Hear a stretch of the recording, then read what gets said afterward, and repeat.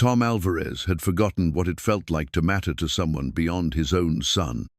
After losing his wife 5 years ago, the 58-year-old mechanic had built walls around his heart, as sturdy as the garage he ran on Oregon's lonely coast. When a fancy car broke down in his shop one rainy night, he did what he always did, fixed it for free, because kindness was all he had left to give. The woman driving it was Delia Carrington, a billionaire heiress who'd been traveling alone since her mother's funeral, tired of people who only saw her money. Tom's simple gesture cracked something open in her guarded heart. The next morning, she returned with coffee and a question that would change everything. "Want to see the world with me?" His son urged him to say yes, but could a small-town father trust a stranger's promise of adventure? Before we jump back in, tell us where you're tuning in from, and if this story touches you, make sure you're subscribed, because tomorrow I've saved something extra special for you. The morning fog rolled in from the Pacific like clockwork, wrapping around the weathered sign that read, "Alvarez Auto Repair," in faded red letters. Tom stood in the doorway of his two-bay garage, coffee mug in hand, watching the mist swallow the coastal highway that connected his small Oregon town to the rest of the world. At 58, he'd developed a routine as predictable as the tides up at 6, coffee by 6:30, garage open by 7. It was a rhythm that had kept him sane through the worst days of his life. The garage sat on a quarter-acre lot his grandfather had bought in 1952, back when the town still had a working fishing fleet and tourists didn't outnumber locals 3-1 during summer months. Tom's father had expanded the business, adding the second bay and the small office where Marcus's college acceptance letter now hung in a simple frame behind the desk. Stanford University, full scholarship for mechanical engineering. The irony wasn't lost on Tommy's son, would study the same principles Tom had learned with his hands, but Marcus would do it in classrooms that cost more per semester than Tom made in a year. "Dad, you're doing that thing again." Marcus emerged from the back room, wiping his hands on a shop rag. At 19, he'd inherited his mother's quick wit and his father's steady hands, though he preferred computers to carburetors. "That staring at the fog thing. Mum used to say it meant you were thinking too hard." Tom smiled, the first genuine one of the day. "Your mother said a lot of things. Most of them were right." He turned back toward the garage, where a 1987 Buick waited for a transmission rebuild. "You don't have to be here, you know. Most kids your age are sleeping in or hanging out at the beach. Most kids my age aren't leaving for college in 3 months. Marcus followed him inside, settling onto a rolling stool beside the workbench. "Besides, Eddie's bringing donuts, and Mrs. Chen promised to stop by with more of those spring rolls you pretend not to love." The mention of their regular customers warmed Tom's chest. Eddie Torino had been coming to the garage for 15 years, ever since he'd retired from the Coast Guard and bought the bait shop down the road. Mrs. Chen owned the small market that somehow stayed afloat despite the chain grocery store that had opened on the highway 2 years ago. These people weren't just customers, they were the threads that held his world together. "Speaking of Mrs. Chen," Tom said, sliding under the Buick, "she mentioned her nephew might be interested in part-time work. Could use the help around here." "You mean you could use the help after I leave?" Marcus's voice carried no accusation, just the practical observation of a young man who'd grown up watching his father work 16-hour days. "Dad, you know I don't have to go to Stanford. There are good schools closer to home." Tom's wrench slipped, and he barely caught himself before his knuckles met the transmission case. They'd had this conversation a dozen times in the past month, ever since Marcus's high school graduation. "Son, your mother and I saved every penny we could so you'd have choices. Don't waste them on an old man who's gotten too comfortable in his routines." But comfortable wasn't quite the right word, Tom reflected as he worked. Comfortable implied satisfaction, and Tom hadn't felt satisfied in years. He'd felt purposeful, certainly keeping the business running, raising Marcus, maintaining the small corner of the world that Sarah had helped him build. But satisfaction? That had died with her, buried beneath 5 years of going through the motions. Sarah Alvarez had been the kind of woman who made everyone around her feel like they were exactly where they belonged. She'd grown up in town, the daughter of a librarian and a math teacher, and she'd fallen in love with Tom the summer after his high school graduation. He'd been working at his father's garage, saving money for community college, when she'd walked in with a flat tire and a smile that made him forget how to speak properly. "You're Tom Alvarez," she'd said, extending her hand like they were meeting at a business conference instead of a garage that smelled of motor oil and old coffee. "I'm Sarah Rodriguez. I've heard you're the best mechanic in 3 counties. "I'm the only mechanic in 3 counties, Tom had replied, finally finding his voice. "Well then, I guess I'm in luck." They'd married 3 years later, in the same church where Tom now sat alone every Sunday, listening to Pastor Martinez deliver sermons about faith and community, while Tom wrestled with questions about purpose and second chances. Sarah had been his compass, the one who'd pushed him to expand the business, to take risks, to believe that a small-town garage could be more than just a place to fix cars. "It's about connection," she'd said during their last real conversation, the one they'd had in the hospital room while Marcus sat in the cafeteria, too young to understand that some conversations were meant to be private. "You fix things because you care about people. Don't forget that after I'm gone." Tom had promised he wouldn't forget, and he'd kept that promise in his way. He still refused payment from customers who couldn't afford it, still stayed late to help stranded travelers, still treated every repair like it mattered to someone's daily life.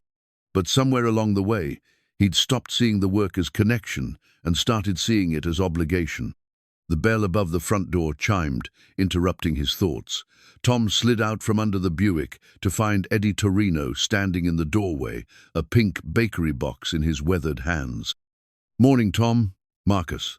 Eddie set the box on the counter, his Coast Guard posture still evident, despite his 73 years. "Brought maple bars and those chocolate things Marcus likes." "You don't have to keep feeding us, Eddie," Tom said, though he was already reaching for a napkin.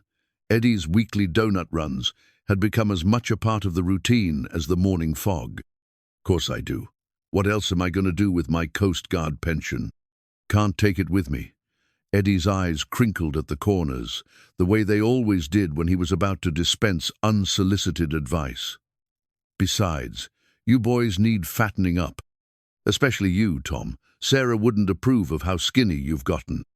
It was a gentle rebuke, delivered with the authority of someone who'd served alongside Tom on the volunteer fire department for 20 years.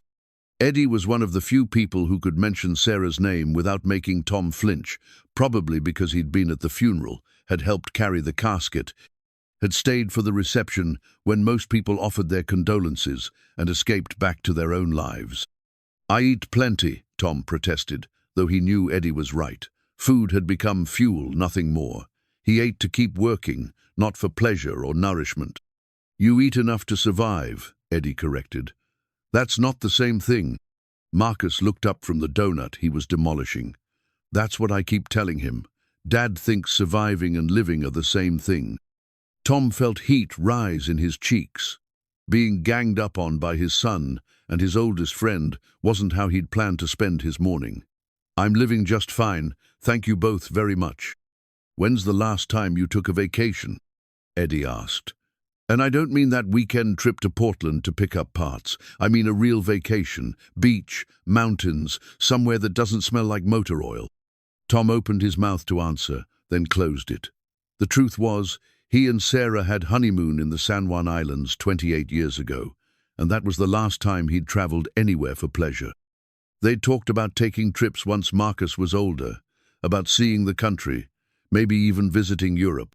Sarah had kept a travel magazine subscription right up until the end, marking articles about places she wanted to visit someday. "See," Eddie said, reading the silence correctly. "You're 58 years old, Tom. That's not old, despite what these creaky bones tell me every morning. You've got decades left, assuming you don't work yourself to death first." "I like my work," Tom said, though the words felt hollow even as he spoke them.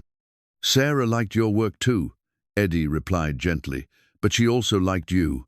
The man who used to talk about fixing up that old motorcycle in the back room, taking weekend trips up the coast. The man who dreamed about things beyond this garage. The motorcyclier, 1978, Honda CB 750 that Tom had bought from an estate sale 5 years ago, sat under a tarp in the corner of the second bay, a project he'd never quite found time to finish. Sarah had teased him about it, calling it his midlife crisis machine, but she'd encouraged him to work on it during slow afternoons. Now it was just another reminder of plans interrupted, dreams deferred. Dreams are for people who have time for them, Tom said. But even as he spoke, he remembered the feel of the bike's engine the day he'd brought it home. The way it had rumbled to life despite years of neglect. There'd been something hopeful about that sound, something that promised adventure and possibility. Marcus finished his donut and wiped his hands on his jeans. "Dad, you know what Mom would say if she were here?" Tom wasn't sure he wanted to know, but he asked anyway. "What?" "She'd say you're using us as an excuse." Marcus's voice was gentle but firm. "Me and the garage and the town and everyone who depends on you. She'd say you're hiding behind being needed because you're afraid of being wanted." The words hit Tom like a physical blow, partly because they sounded exactly like something Sarah would say, and partly because they might be true. He'd built his life around being indispensable, the mechanic everyone could count on, the father who'd sacrifice anything for his son, the man who'd rather fix other people's problems than examine his own. "Your mother was a wise woman," Eddie said quietly, "maybe too wise for her own good, but she loved you enough to want you to be happy, not just useful." The bell chimed again, and Mrs. Chen bustled in with a plastic container that Tom knew would be filled with something delicious. At 65, she moved with the efficiency of someone who'd spent decades managing a household and a business, her silver hair pulled back in a practical bun. "Good morning, Tom, Marcus, Eddie." She set the container on the counter beside the donut box. "Spring rolls, still warm. And before you say anything, Tom Alvarez, I made too many for the lunch rush, so you're doing me a favor." It was the same gentle fiction she'd been maintaining for months, ever since Tom had mentioned that business was slow. Mrs. Chen had a talent for making generosity feel like mutual benefit, a skill that probably came from raising 5 children and managing a marriage that had lasted 43 years. "You're too good to us, Mrs. Chen," Tom said, accepting the container with genuine gratitude. "Family takes care of family," she replied, using the phrase that had become her standard response to thanks. "Speaking of which, my nephew David starts at the community college next week. He's looking for part-time work, maybe 20 hours. He's good with his hands, learns quickly." Tom considered the offer. He could use the help, especially with Marcus leaving soon. But taking on an employee meant steady payroll, insurance, the kind of financial commitments that required faith in the future. "I'll think about it," he said, which was his standard response to anything that required a decision. "Think quick," Mrs. Chen said with a smile. "Good workers don't stay available long." After she left, the garage fell into comfortable silence. Tom returned to the Buick's transmission while Marcus organized invoices and Eddie pretended to read a fishing magazine while actually dozing in the plastic chair beside the coffee pot. It was the kind of peaceful morning that Tom had learned to appreciate. No emergencies, no difficult customers, just the steady rhythm of work and friendship. But as he worked, Tom found himself thinking about Eddie's questions, about Marcus's observation, about the motorcycle gathering dust in the corner. For 5 years, he'd told himself that routine was enough, that purpose was sufficient, that being needed was the same as being fulfilled. But maybe his son was right. Maybe he'd been hiding behind obligation, using other people's needs as an excuse to avoid examining his own. The truth was, Tom had dreams. He'd always had them, even if he'd learned to keep them quiet. He dreamed of taking that motorcycle on long rides up the coast, of seeing the places Sarah had marked in her travel magazines, of finding out what lay beyond the morning fog that rolled in from the Pacific. He dreamed of being more than the man who fixed things, of being the man who still believed that adventure was possible at 58. But dreams required courage, and courage required the willingness to leave safety behind. Tom had forgotten how to do that, forgotten how to want something badly enough to risk losing what he had. He'd become so focused on preservation, preserving the business, preserving stability, preserving the memory of his life with Sarah, that he'd forgotten how to live. The thought scared him more than he wanted to admit, because if Marcus was right, if Tom was hiding behind being needed, then what would happen when Marcus left for college, when the garage ran itself, when the daily routines that had sustained him for 5 years were no longer enough to fill the empty spaces in his heart? Tom tightened a bolt on the transmission case and wondered if it was too late to remember how to dream. The fog was lifting outside, revealing patches of blue sky that promised a clear afternoon. Maybe that was answer enough that even the thickest fog eventually lifts, revealing possibilities that were always there, waiting for the right moment to appear. The rain started just after 3 o'clock, the kind of steady Pacific drizzle that could last for hours or days depending on the wind. Tom was finishing the Buick's transmission when he heard the unfamiliar sound of an expensive engine running rough, followed by the crunch of gravel as a car pulled into his lot. Through the open bay door, he could see a sleek vintage road starer, restored Jaguar E-Type, pristine white with chrome, that gleamed despite the overcast sky. The engine sputtered once more before dying completely, and Tom watched as the driver sat motionless behind the wheel for a long moment, hands gripping the steering wheel like she was steadying herself for something difficult. When she finally emerged, Tom's first impression was of someone trying very hard to appear composed.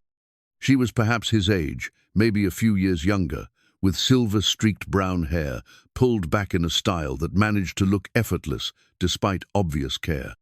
Her clothes were expensive but practical dark jeans, a cream-colored sweater, leather jacket that had probably cost more than Tom made in a month. But it was her eyes that caught his attention, dark brown and carrying the kind of weariness that had nothing to do with travel. "I'm sorry to bother you so late in the day," she said, approaching the garage with the careful steps of someone unused to gravel parking lots. "My car just died on me, right there on the highway. I managed to coast in here, but it won't start again." Her voice carried the refined accent of education and privilege, but there was something unguarded about her manner, as if she'd forgotten to put on whatever mask she usually wore for strangers. "No bother at all," Tom said, wiping his hands on a shop rag. "That's what I'm here for." Tom Alvarez. He extended his hand, noting the way she seemed surprised by the gesture, as if she wasn't used to people treating her like a regular customer. "Delia," she said, taking his hand. Her grip was firm but brief. "Delia Carrington. The car's been running perfectly for weeks, and then suddenly nothing." Tom nodded toward the Jaguar. "Mind if I take a look? E-types are beautiful machines, but they can be temperamental, especially the electrical systems. Please, anything you can do. I'm supposed to be in Eureka tonight, but at this point I just want to know what's wrong." Tom walked to the car, Delia following a step behind. He popped the hood and immediately spotted the problem: corrosion on the fuel line connection, probably caused by the coastal air and exacerbated by the rain. It was a simple fix, maybe 20 minutes of work, but it would have left her stranded anywhere else. "Good news," he said. "It's just a corroded fuel line. Nothing serious, but it'll need cleaning and a new gasket. I can have you back on the road in half an hour." Relief flooded her features. "Thank God. How much will that cost?" Tom considered the question. Parts would be maybe $15. Labor would normally run $60. But something about this woman's careful composure, the way she held herself like someone carrying invisible weight, made him reconsider. "Don't worry about it," he said. "Like I said, it's a simple fix." Delia frowned. "I can't let you work for free. This is your business. And it's my business how I choose to run it." Tom's voice was gentle but firm. "Consider it a welcome to the coast. We're not all trying to fleece tourists around here." For a moment, Delia just stared at him, as if she couldn't quite process what he'd said. Then something shifted in her expression, a softening that made her look younger and more vulnerable. "That's very kind of you, Mr. Alvarez. More kind than I'm used to." Tom felt a flutter of curiosity about what that meant, but he pushed it aside. People traveled for all kinds of reasons, and most of them were private. Instead, He gestured toward the small waiting area he'd set up near the office, 2 plastic chairs and a coffee pot that had seen better days. "Make yourself comfortable. This won't take long." He worked quickly and efficiently, cleaning the corrosion and replacing the gasket, while Delia sat in one of the plastic chairs, staring out at the rain. She'd accepted a cup of coffee but barely touched it, lost in thoughts that seemed to carry their own weight. "You're traveling alone?" Tom asked as he worked, more to fill the silence than from curiosity. "Yes." The word came out clipped. Then she seemed to catch herself. "I've been driving for about 3 weeks now. No particular destination, just seeing the country." 3 weeks of solo travel suggested either remarkable independence or remarkable loneliness. Tom had met enough people over the years to recognize the difference, and something about Delia's careful solitude felt more like the latter. "Beautiful time of year for it," he said, "though the coast can be unpredictable this time of year. Weather changes fast." "I'm learning that." Delia stood and walked closer to the car, watching him work. "You seem to know these old cars well." "My father always said European cars were like beautiful women, high maintenance, but worth the trouble when they're happy." Tom caught himself, realizing how that sounded. "Sorry, that's probably not very politically correct these days." To his surprise, Delia laughed, genuine sound that transformed her entire face. "I think your father might have had a point. This car has certainly been high maintenance, but I love driving it." "Is it yours?" "It was my mother's." The laughter faded from her voice. "She passed away last month. I've been driving her car, visiting places she always talked about seeing." Tom's hands stilled on the wrench. Grief was something he recognized in all its forms, and Delia's carried the particular weight of recent loss, mixed with regret. "I'm sorry for your loss." "Thank you." Delia wrapped her arms around herself, though the garage wasn't cold. She always wanted to take road trips, but she never found the time. Business, family obligations, the usual excuses. "I thought maybe I could see some of those places for her." Tom understood about obligation, about the way responsibility could swallow dreams whole. "Sounds like a good way to honor her memory." "I hope so. Sometimes I wonder if I'm just running away from everything I should be dealing with at home." The admission hung in the air between them, more honest than anything exchanged between strangers had a right to be. Tom finished tightening the connection and closed the hood, buying himself time to think of an appropriate response. "From my experience," he said finally, "sometimes you have to step away from something to see it clearly. Distance has a way of putting things in perspective." Delia studied his face. "You sound like you speak from experience." "Don't we all?" Tom wiped his hands on the shop rag. "Try starting her up now." The Jaguar turned over immediately, purring with the smooth satisfaction of a well-tuned engine. Delia's smile was radiant, the kind that suggested she'd been holding her breath longer than she'd realized. "Perfect," she said, then reached for her purse. "Now what do I owe you? And don't say nothing again. I insist on paying for your work." Tom considered arguing, but something about her tone suggested this was important to her dignity. "Tell you what, next time you're passing through, stop by and tell me about your travels. Fair trade." Delia looked at him for a long moment, as if trying to solve a puzzle. "You're not what I expected." "What did you expect?" "I don't know. Maybe someone who'd see an expensive car and assume the driver could afford to overpay, someone who'd take advantage." Tom felt a flush of something that might have been anger or sadness. "There's enough of that in the world already. No need to add to it." She nodded slowly, as if filing away this information for future reference. "Mr. Alvarez, Tom, thank you. Not just for the repair, but for treating me like a person instead of a credit card." There was pain in that statement, the kind that came from repeated disappointment. Tom found himself wondering what kind of life left someone grateful for basic human decency. "Drive safely," he said, "and remember, next time you're through, I want to hear about those places your mother wanted to see." Delia climbed into the Jaguar and rolled down the window. "You know, I think she would have liked you. She always said the best people were the ones who fix things instead of breaking them." She pulled out of the lot slowly, mindful of the gravel and the rain. Tom watched until her taillights disappeared around the bend, then stood in the garage doorway listening to the sound of rain on the metal roof. Something had happened in the past hour, something more significant than a simple car repair. He'd connected with a stranger in a way that felt both unexpected and familiar, like recognizing someone you'd never met but had been waiting to find. There'd been a moment when she'd laughed about her mother's car, when Tom had glimpsed the woman beneath the careful composure, someone who understood loss and solitude, someone who was searching for something she couldn't quite name. Tom shook his head and turned back toward the Buick. He had work to finish, and tomorrow would bring its own routines and obligations. But as he picked up his tools, he found himself hoping that Delia Carrington would keep her promise to stop by again. The garage felt a little emptier without her presence, and Tom realized he was curious about her story in a way he hadn't been curious about anything in years. Outside, the rain continued its steady rhythm, but the afternoon felt somehow brighter despite the clouds. Tom woke the next morning with Delia Carrington on his mind, which surprised him more than it should have. He'd met countless customers over the years, helped stranded travelers, shared brief conversations that felt meaningful in the moment, but faded with the morning coffee. Yet something about yesterday's encounter lingered, like the ghost of a melody he couldn't quite remember but couldn't forget. He was pouring his second cup of coffee when he heard the familiar purr of the Jaguar's engine outside. Through the kitchen window, he watched Delia park beside the garage, but this time she didn't emerge immediately.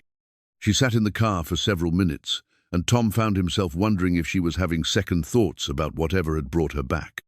When she finally appeared, she carried 2 coffee cups and a small white bag that bore the logo of the bakery in town. She moved with more confidence than yesterday, as if she'd made some internal decision during the night. "Good morning," she called, as Tom stepped out of the house that sat behind the garage. "I hope I'm not too early. I brought coffee and some of those Danish pastries. The woman at the bakery said they were your favorites." Tom felt a warmth that had nothing to do with the morning sun. "Mrs. Anderson's been making those same pastries for 20 years. She's not wrong about them being favorites." He accepted the coffee cup, noting that it was from the good coffee shop on Main Street, not the gas station swill most people settled for. "What brings you back so soon? Car running all right?" "The car's perfect." Delia seemed to gather herself, like someone preparing to jump off a diving board. "Actually, I wanted to talk to you about something. Something I've been thinking about since I left here yesterday." They settled at the picnic table Tom had built years ago for lunch breaks, back when Sarah used to bring sandwiches and they'd eat together in the sunshine. The morning was crisp but pleasant, with that particular quality of coastal light that made everything seem sharper and more vivid. "I wasn't entirely honest yesterday," Delia began, then caught herself. Not dishonest exactly, but not complete. "When I said I was traveling with no particular destination, visiting places my mother wanted to see, that's true. But it's not the whole truth." Tom sipped his coffee and waited. He'd learned over the years that silence was often the best response when someone was working up the courage to say something difficult. "My mother left me a letter," Delia continued. "She died of cancer, and in her final weeks she wrote letters to each of her children. Mine was challenging. She said she was proud of what I'd accomplished in business, proud of the foundation work I'd done, but she was worried that I'd inherited the family curse. Which is never learning how to just live." Delia's laugh held no humor. "She said we Carringtons were excellent at achieving things, at building empires and managing assets and creating legacies, but terrible at experiencing joy, at being present for our own lives." Tom thought about his own recent conversations with Marcus and Eddie, about hiding behind obligation and forgetting how to want things. "Sounds like your mother was a wise woman."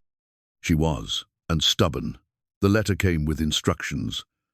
Delia reached into her jacket pocket and withdrew a small leather journal, worn around the edges. "She left me a list of places she'd always wanted to visit, experiences she'd dreamed about but never made time for.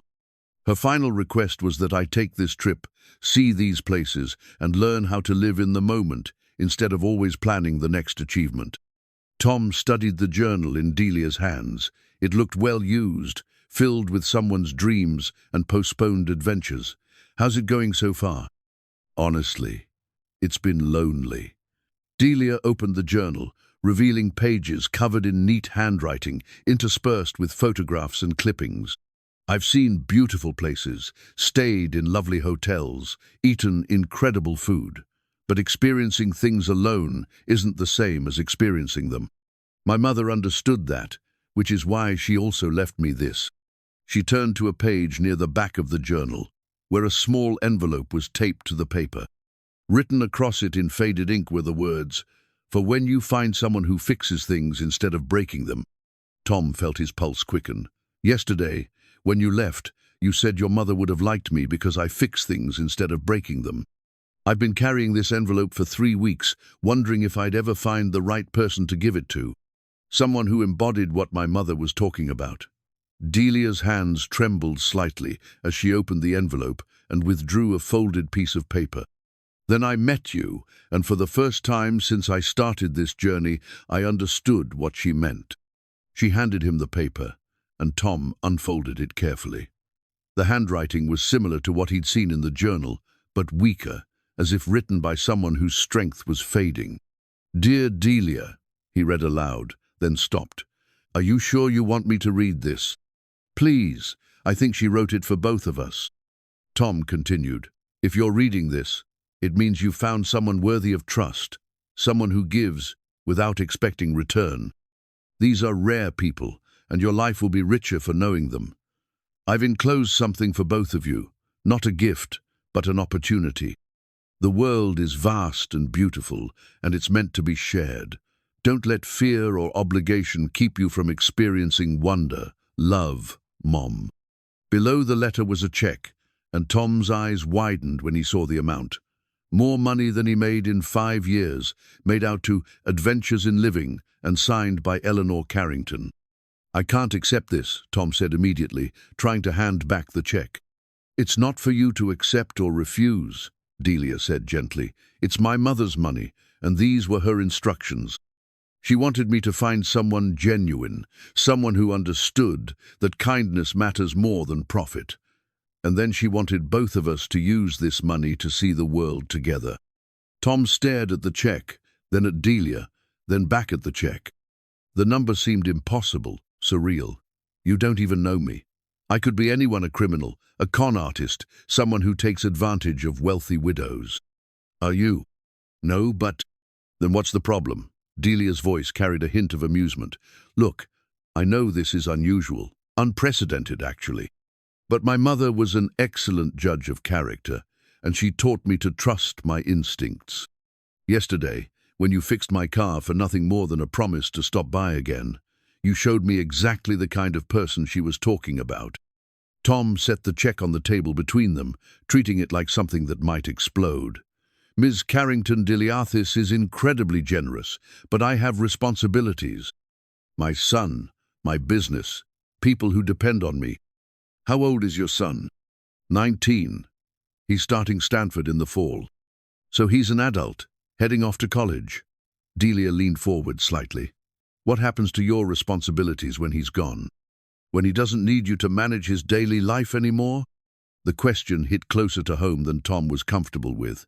He'd been so focused on getting Marcus to college, on fulfilling his obligations as a father, that he hadn't really considered what came after. What did happen when Marcus was gone? When the garage ran itself? When the daily routines that had sustained him were no longer enough? "I haven't thought that far ahead," he admitted. "My mother's letter suggests 6 months," Delia said. 6 months to see places you've never seen, experience things you've never experienced. When was the last time you took a real vacation?" Tom almost smiled at the echo of Eddie's question from the day before. "It's been a while." "How long is a while?" 28 years. Our honeymoon." Delia's expression softened. "You were married." "My wife died 5 years ago. Cancer." The words came easier than they used to, though they still carried weight. "I'm sorry." Delia was quiet for a moment. What would she say about this opportunity? Tom didn't even have to think about it. Sarah would have been packing his bags while he was still making excuses. She'd always been the one who pushed him toward adventure, toward possibility, toward believing that life was meant to be lived fully rather than safely. She'd say I was being an idiot for hesitating, he said honestly. Smart woman. Delia smiled. Look, I'm not asking you to decide right now. I'm asking you to think about it. Really think about it. When was the last time you did something just because you wanted to, not because someone needed you to? Tom looked around the garage, at the familiar tools and half-finished projects, at the life he'd built from obligation and routine. Then he looked at Delia, at the hope and uncertainty in her eyes, at the possibility she was offering. Why me? He asked. You could travel with anyone, friends, family, people from your own world. Because people from my world see dollar signs when they look at me. Delia said simply, you saw someone who needed help, and you helped. That's worth more than money, and it's rarer than you might think. The check sat between them like a bridge to another life, a life where routine gave way to adventure, where obligation stepped aside for possibility. Tom picked it up again, studying his name written in a stranger's handwriting, wondering if this was what a second chance looked like. 6 months? He asked. 6 months, maybe less, maybe more, depending on how it goes. Delia's voice was careful, hopeful. No expectations beyond companionship and shared experiences. Just two people learning how to live instead of just survive. Tom folded the check carefully and placed it back in Delia's hands. I need time to think about this, to talk to my son, figure out the business arrangements. Of course. Delia smiled, and Tom realized it was the first truly relaxed expression he'd seen from her. I'll be in town for a few days. Take your time. As she gathered her things and headed back to the Jaguar, Tom sat at the picnic table with his coffee, staring at the place where impossible possibility had just rearranged his understanding of what life might hold. For the first time in years, the morning routine felt insufficient, and Tom found himself wondering what it would feel like to wake up somewhere new, to see the world through eyes unclouded by obligation. The thought terrified and thrilled him in equal measure. That evening, Tom found himself standing in the cluttered storage room behind the garage, staring at a shoebox he hadn't opened in 5 years. Inside, wrapped in tissue paper yellowed with age, was his passport expired since 2019, but still holding the ghost of dreams he'd thought were permanently buried. He remembered getting it renewed for the honeymoon trip to the San Juan Islands, how Sarah had teased him about needing a passport for domestic travel. But she'd insisted they might want to take the ferry to Victoria, maybe explore the Canadian side of the Straits. In the end, they'd stayed on the American islands, but the passport had represented possibility, the idea that adventure was just a border crossing away. Dad? Marcus's voice came from the doorway. What are you doing back here? Tom held up the burgundy booklet. Looking for this. Found it buried under your mother's recipe cards. Marcus stepped into the storage room, navigating around boxes of old parts and forgotten projects. Why do you need your passport? Planning a trip to Mexico for parts. Something like that. Tom turned the passport over in his hands. Son, I need to tell you about something that happened today. Something unusual. They moved to the kitchen, where Tom made coffee and tried to find the right words to explain Delia's proposition without sounding like he'd lost his mind. Marcus listened without interruption, his expression shifting from curiosity to surprise to something that looked like relief.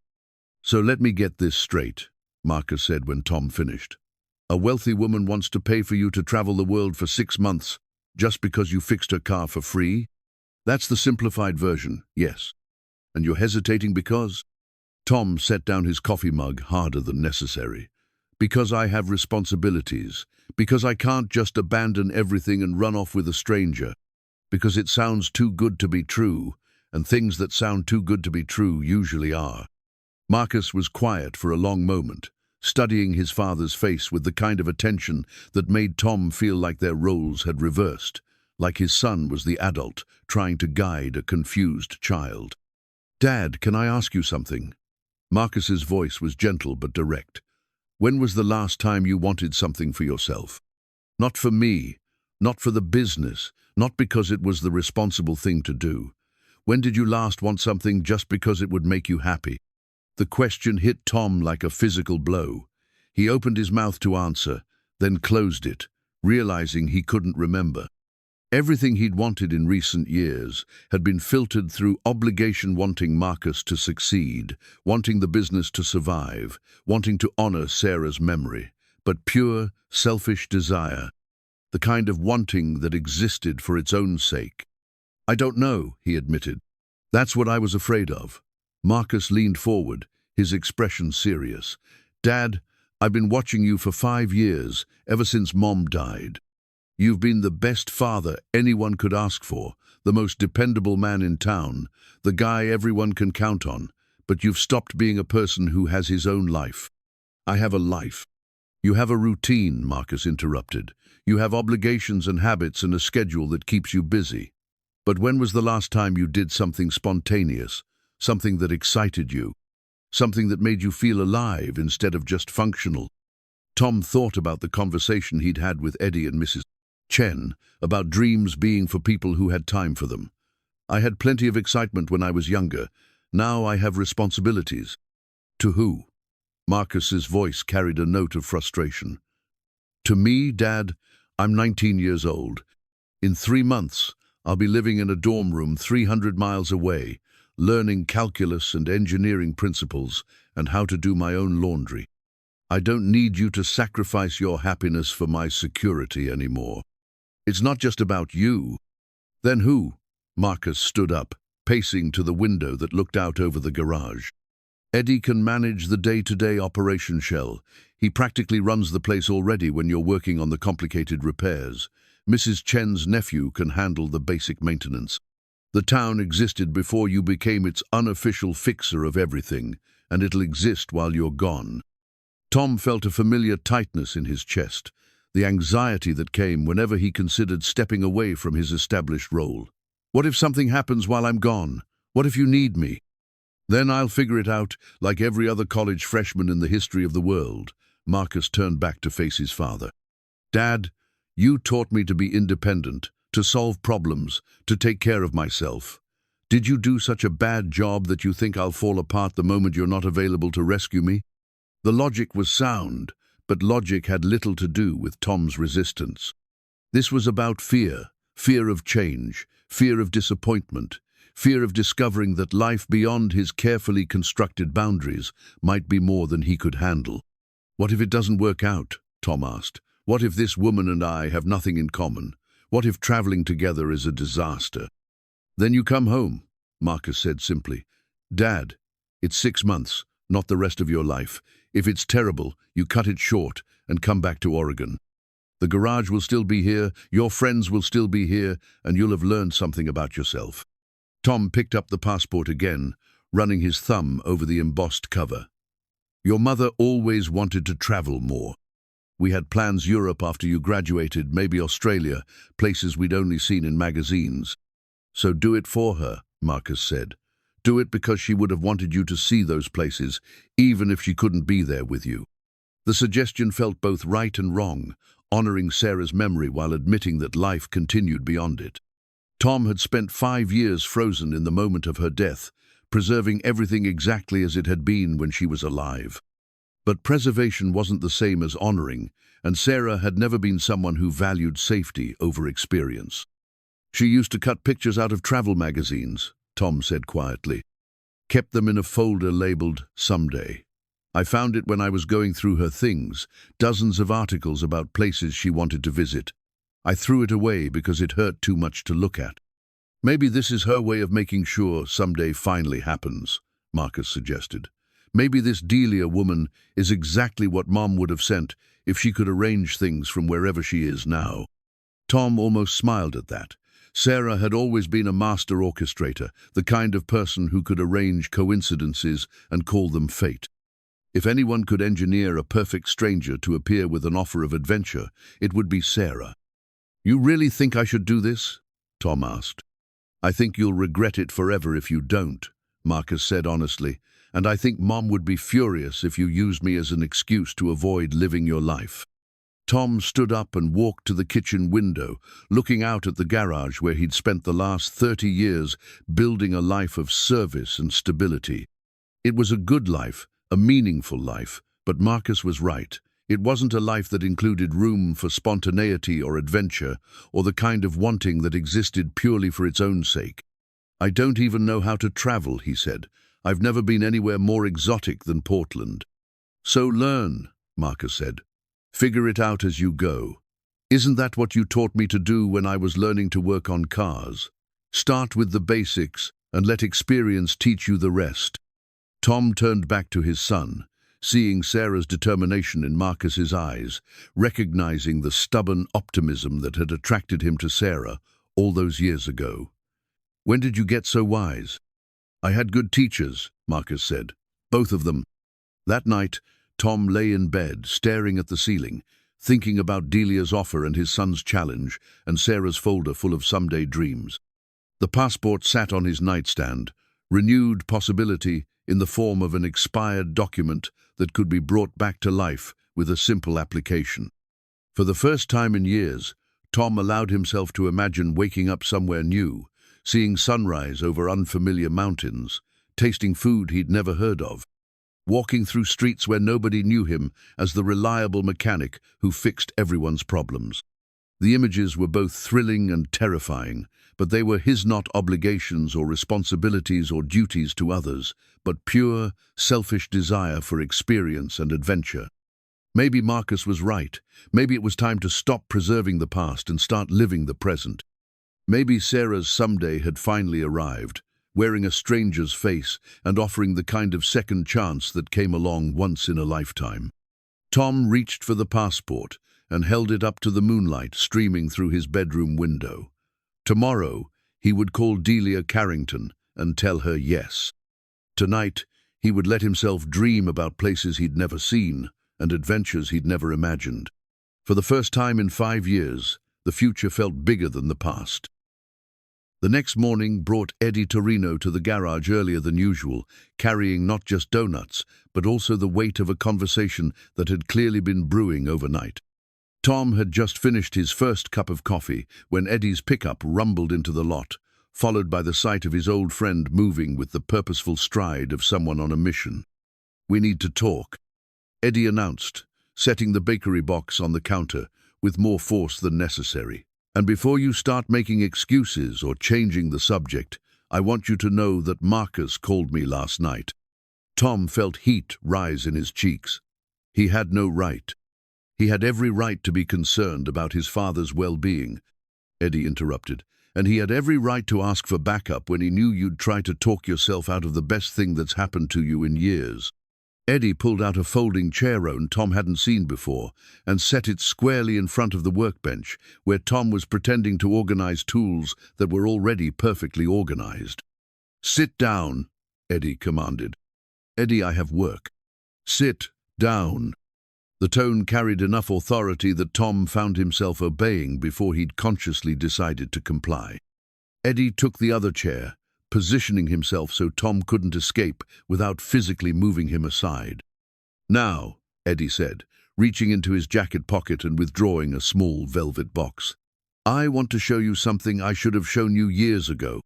He opened the box to reveal a military decoration, a Bronze Star medal, its ribbon slightly faded, but the bronze star itself still gleaming. Tom had known Eddie served in Vietnam, had heard fragments of stories over the years, but Eddie rarely talked about his military service in any detail. "Da Nang, 1971, Eddie said quietly. "I was 23 years old, absolutely certain I knew everything worth knowing about life and death and what mattered in the world. My unit was pinned down for 18 hours by sniper fire, and I spent most of that time convinced I was going to die in a rice paddy 8,000 miles from home." Tom had never heard this story, though he'd seen the distant look that sometimes crossed Eddie's face when certain songs played on the radio or when helicopters passed overhead. "When we finally got extracted," Eddie continued, "I made myself a promise. I swore that if I lived through that war, I'd never waste another day playing it safe. I'd take chances, see the world, fall in love with inappropriate women, eat food that might kill me, and generally live like someone who understood that tomorrow wasn't guaranteed. Eddie closed the medal box with a soft snap. You know what I did instead? I came home, married the first nice girl who'd have me, bought a house with a white picket fence, and spent the next 40 years running a bait shop and convincing myself that surviving was the same thing as living. Tom felt the familiar tightness in his chest that came whenever conversations turned toward regret and missed opportunities. Eddie, I'm not done, Eddie said firmly. My wife was a good woman, don't get me wrong. We had 38 good years together before the cancer took her. But you know what she said to me in the hospital during those last few weeks? Tom shook his head. She said, Eddie, you came home from that war afraid to die, but somewhere along the way you also became afraid to live. Eddie's voice cracked slightly. She made me promise that after she was gone, I'd remember the difference. Tom studied his friend's face, seeing pain and determination in equal measure. What does this have to do with everything? Eddie said. Tom, you're 58 years old. You've been a good husband, a good father, a good neighbor, a good citizen. You've done your duty to everyone and everything except yourself. And now life is handing you a chance to remember what it feels like to want something just because you want it. Eddie leaned forward, his expression intense. I've watched you for 5 years, ever since Sarah died. You've been sleepwalking through your days, going through the motions of living without any of the joy.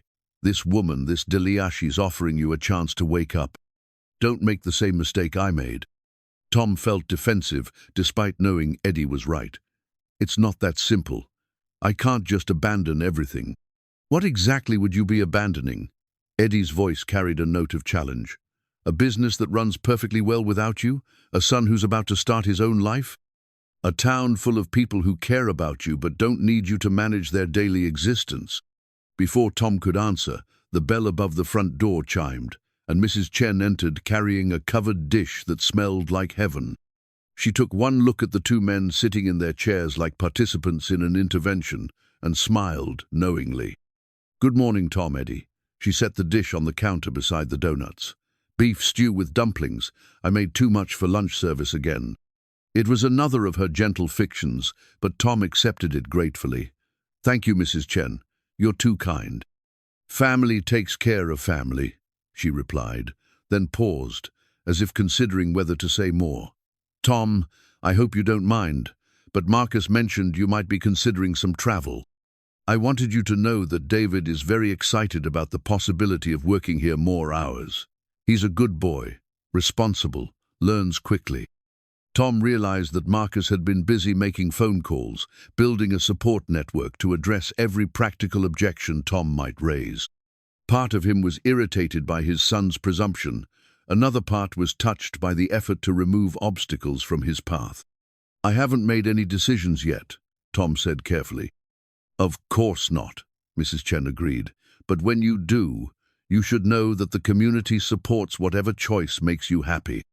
We've all watched you take care of everyone else for years. It's time someone took care of you.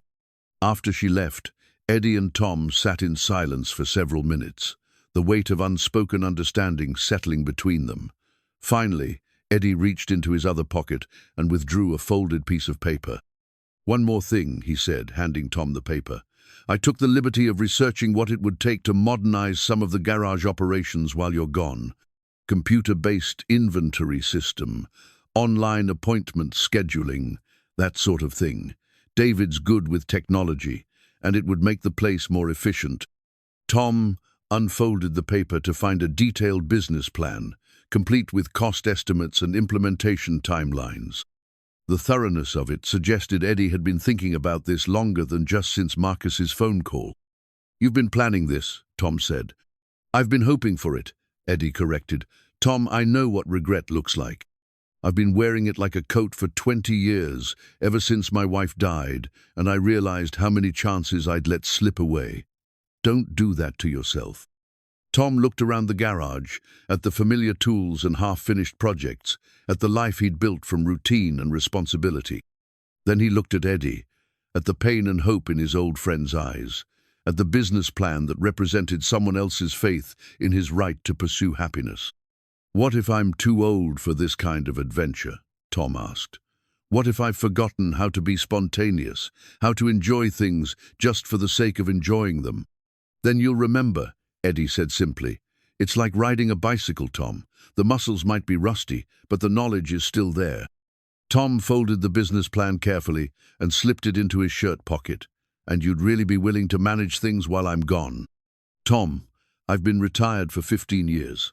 I spend my days reading fishing magazines and watching game shows. Managing your garage would be the most useful thing I've done since I left the Coast Guard."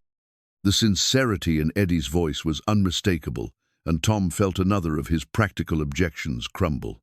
Marcus was right. The infrastructure was already in place for him to step away.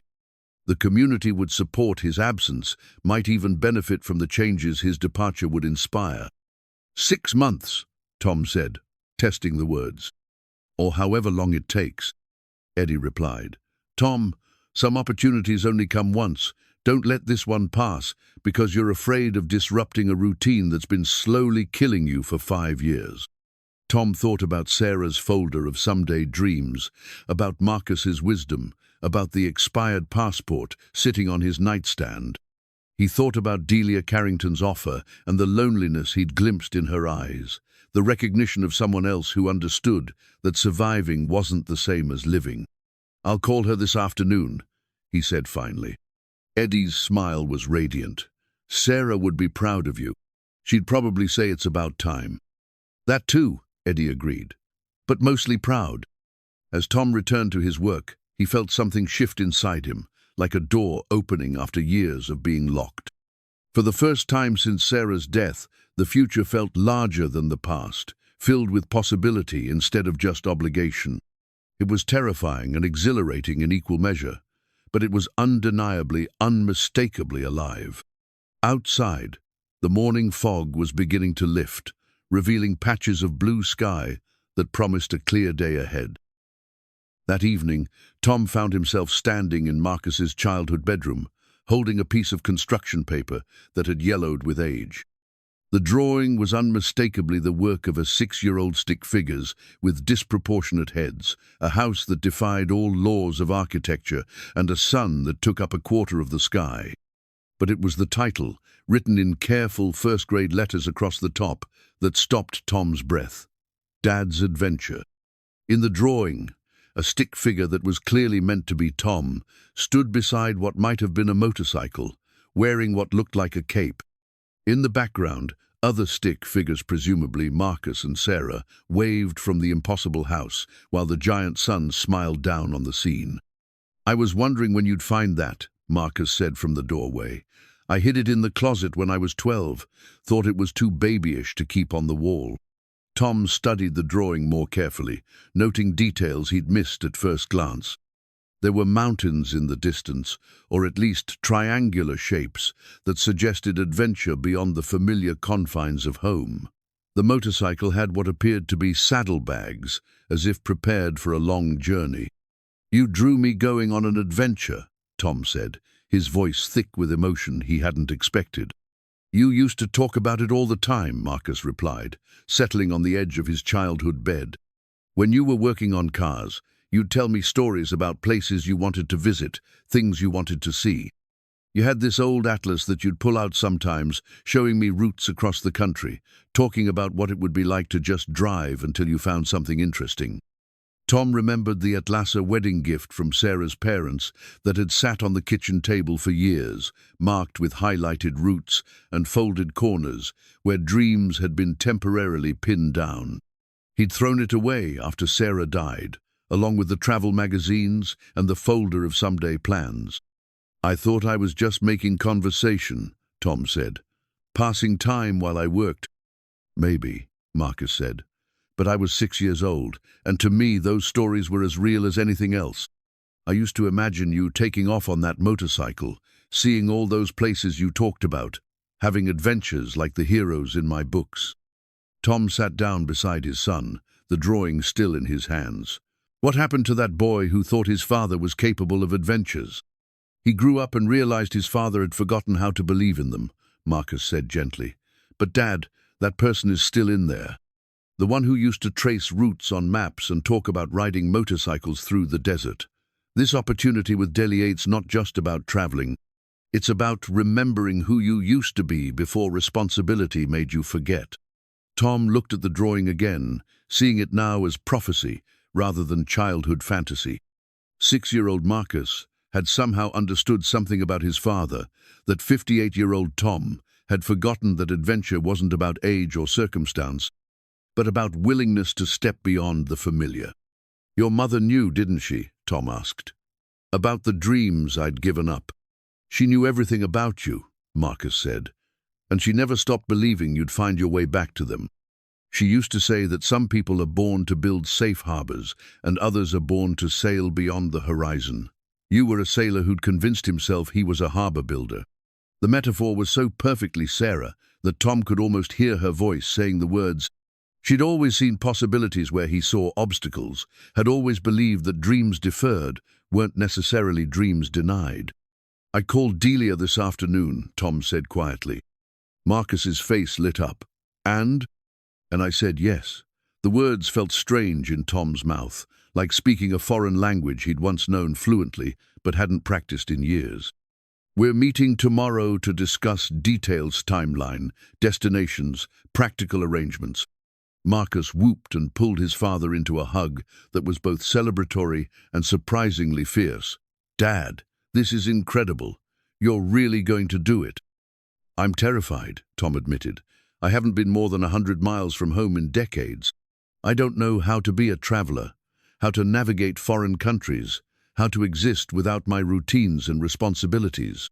"So you'll learn," Marcus said, echoing his advice from the night before.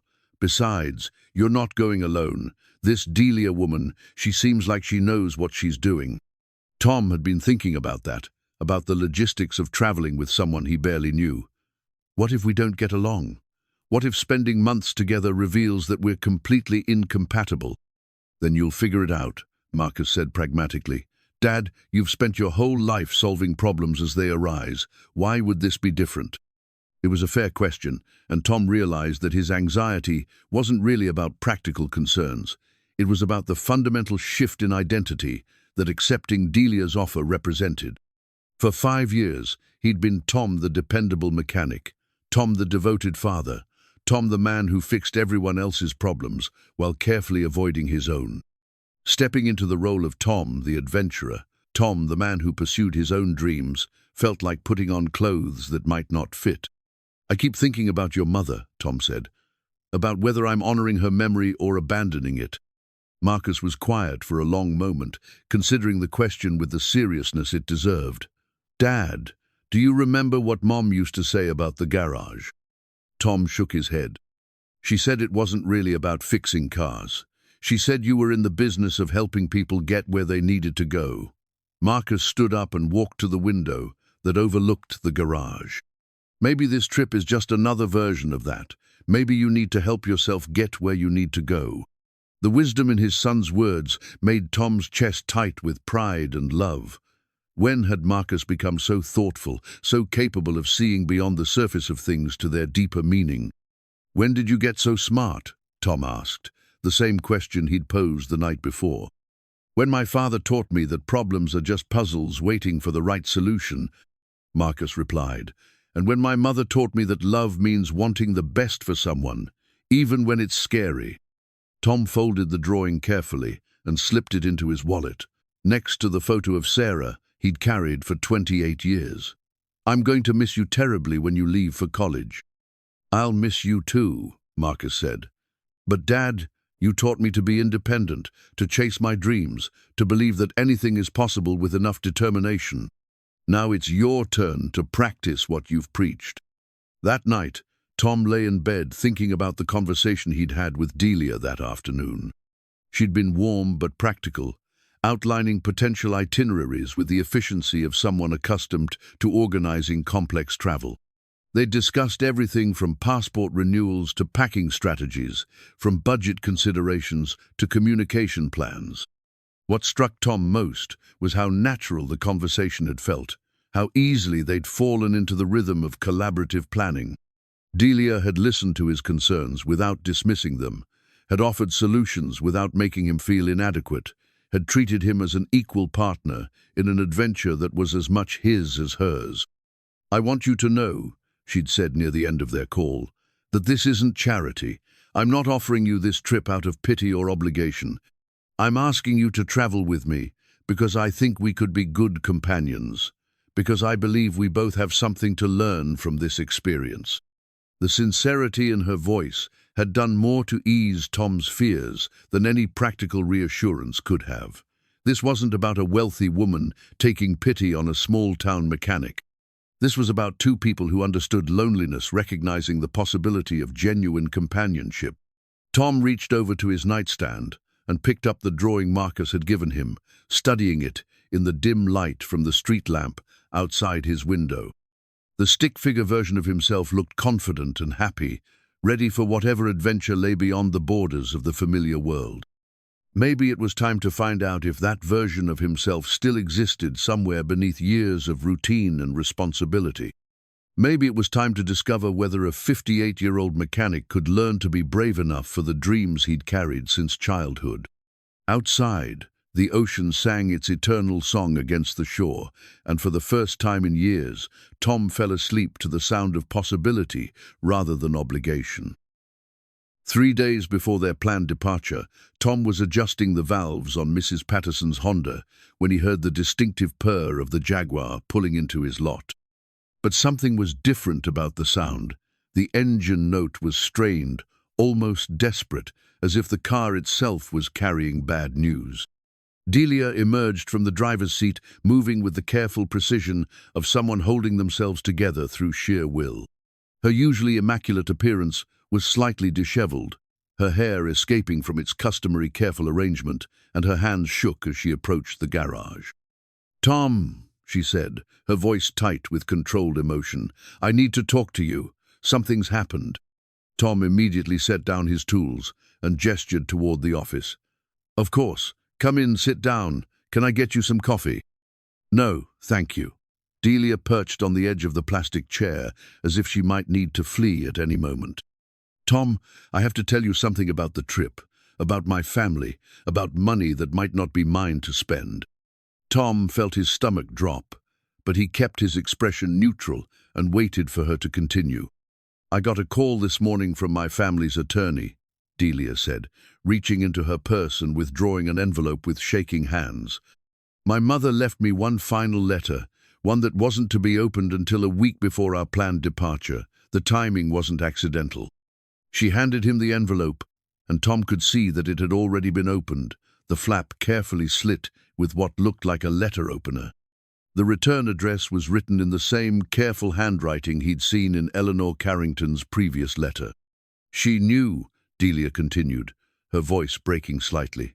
"Somehow, my mother knew that my brothers would contest her will the moment they realized how much money she'd left me. She knew they'd find some legal technicality, some way to tie up the inheritance in court for years."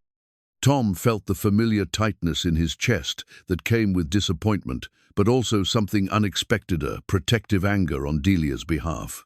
What kind of technicality? Mental incompetence, they're claiming. They're arguing that the cancer treatments affected her judgment in her final months, that she wasn't capable of making sound financial decisions. Delia's laugh was bitter.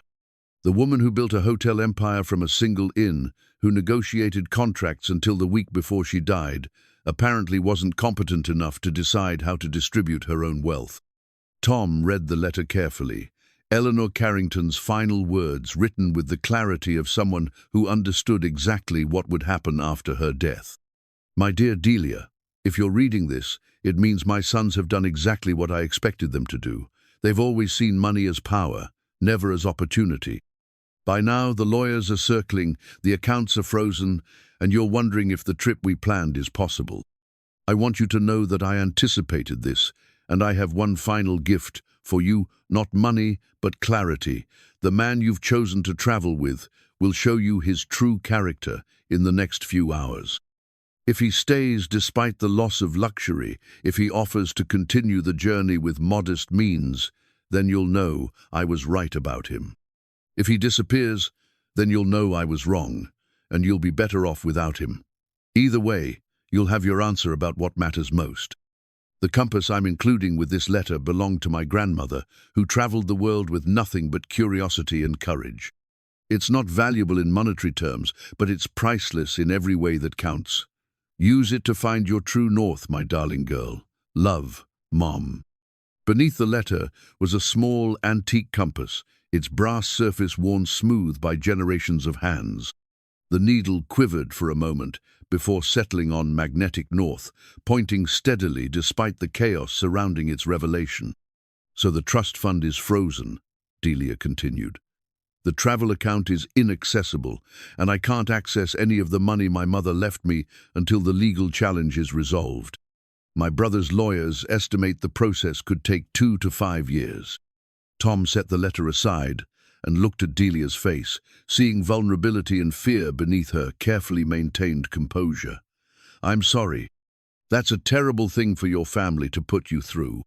The thing is, Delia said, her voice barely above a whisper, I understand what my mother was doing. This letter, the timing, she was testing both of us.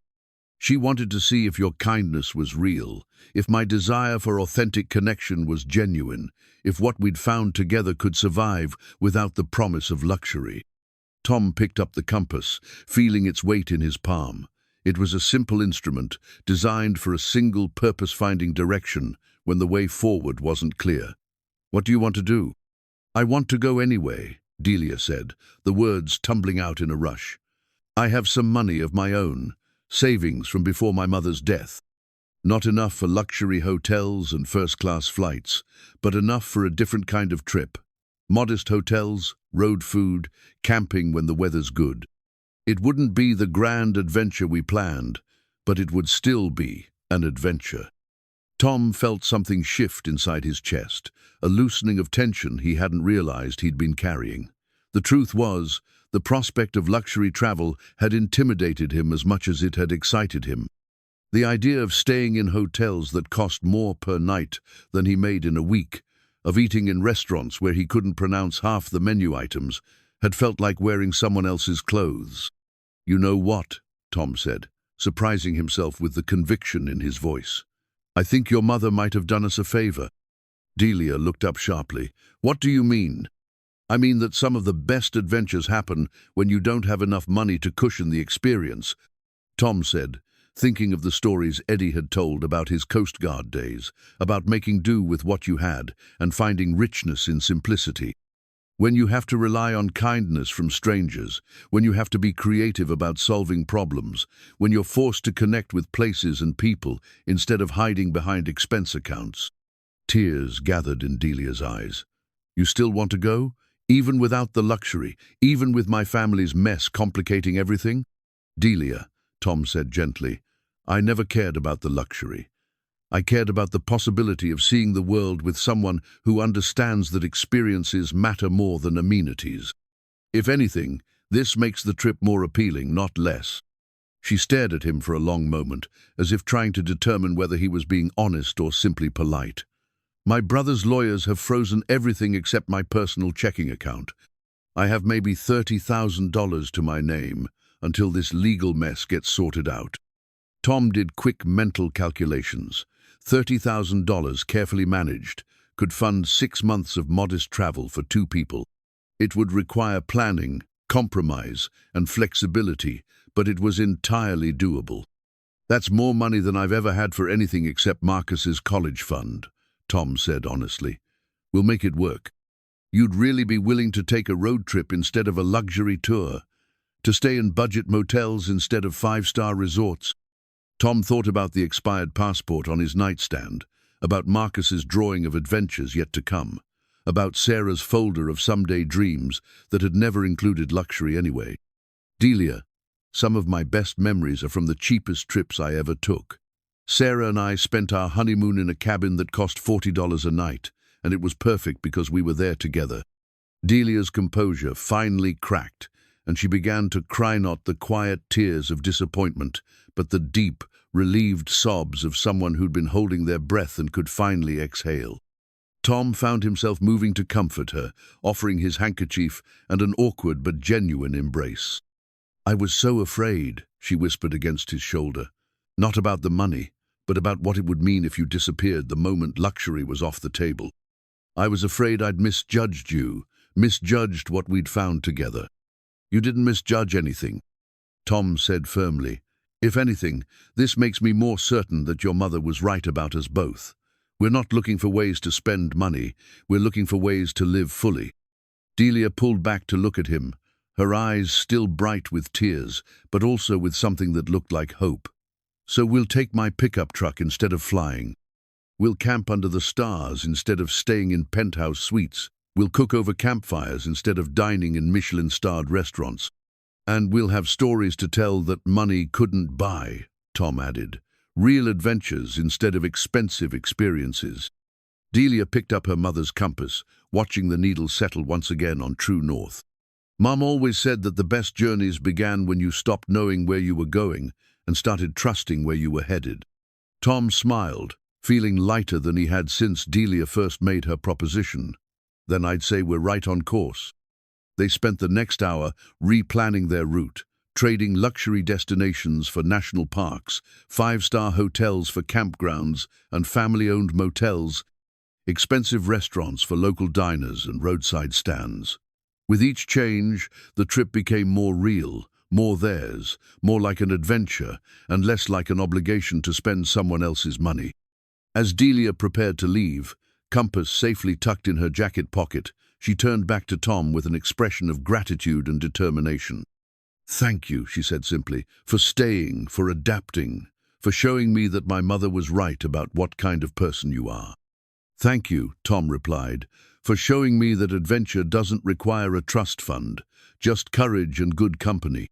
After she left, Tom stood in the garage, holding Delia Carrington's letter, understanding now that the older woman had orchestrated not just a trip, but a test of character that both he and Delia had passed. The real journey would begin not with first-class tickets and luxury accommodations, but with two people choosing authentic experience over comfortable illusion. It was, Tom realized, exactly the kind of adventure he'd been dreaming about since he was 6 years old. The morning of departure arrived with the kind of crystalline clarity that Oregon's coast delivered only a few times each year. Tom stood in his kitchen at 5:30, coffee mug in hand, watching the sunrise paint the Pacific in shades of gold and pink that no photograph could capture. In 12 hours, he would be somewhere in Northern California, beginning an adventure that had seemed impossible just 2 weeks ago. His vintage leather toolbox sat on the kitchen table, its brass latches worn smooth by his father's hands, and then his own.